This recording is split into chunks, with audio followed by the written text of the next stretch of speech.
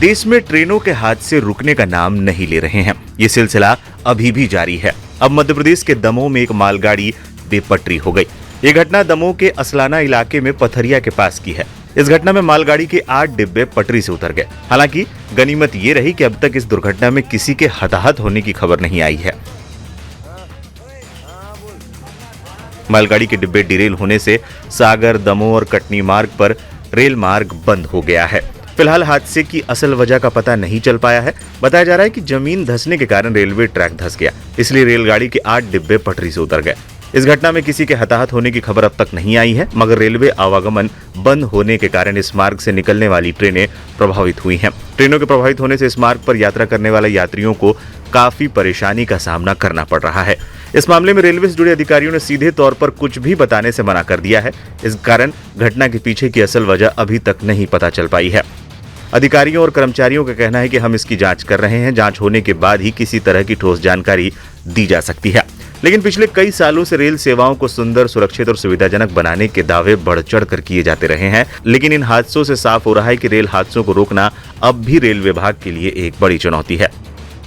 कोयले से भरी मालगाड़ी कटनी से सागर की ओर जा रही थी।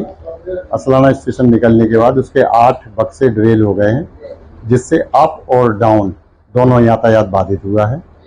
जानकारी मिलते ही रेल प्रशासन ने तत्काल इस रूट पर जाने वाली मेल एक्सप्रेस को डाइवर्ट कर दिया है और हमारे रेल अधिकारी और कर्मचारी युद्ध स्तर पर कार्य कर रहे हैं और शीघ्र यातायात बहाल हो जाए। कब तक उम्मीद है? काम चल रहा है युद्ध स्तर पे। 8 बक्से जो हैं ड्रेल हुए हैं, जिससे अप और डाउन यातायात प्रभावित हुआ है। काम जारी है। डीआरएम सब भी वहां पहुंच गए हैं और यातायात बहाल होने की उम्मीद है। साल भर पहले ही ओडिशा के बालासोर में 3 गाड़ियां आपस में टकरा गई थी, जिसमें 290 से अधिक लोग मारे गए थे। फिर पश्चिम बंगाल के जलपाईगुड़ी में एक मालगाड़ी ने कंचनजंगा एक्सप्रेस को पीछे से टक्कर मार दी थी। इसमें करीब 15 लोगों की मौत हुई थी। सिर्फ पिछले 1 साल में 10 से ज्यादा बड़ी ट्रेन दुर्घटनाएं हो चुकी हैं। पटरी से मालगाड़ियों के उतरने की खबरें तो मानो अब आम सी हो गई हैं। ये भी अजीब है कि देश में बुलेट ट्रेन चलाने का नक्शा खींचा जा रहा है। वंदे भारत जैसी तेज रफ्तार गाड़ियां बढ़ाने पर जोर दिया जा रहा है, मगर पटरियों को और सुरक्षित बनाने के लिए जो सबसे बेसिक काम है, शायद उसी पर ध्यान कम दिया जा रहा है।